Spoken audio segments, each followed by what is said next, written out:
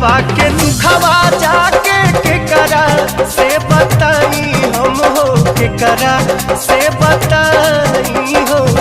प्यारी बिन बाची न परानन हो राम, प्यारी बिन बाची नहीं परानन हो राम।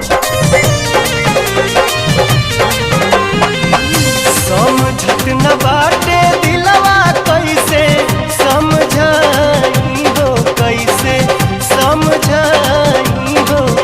रूपवा से हटत नइखे ध्यान हो राम, रूपवा से हटत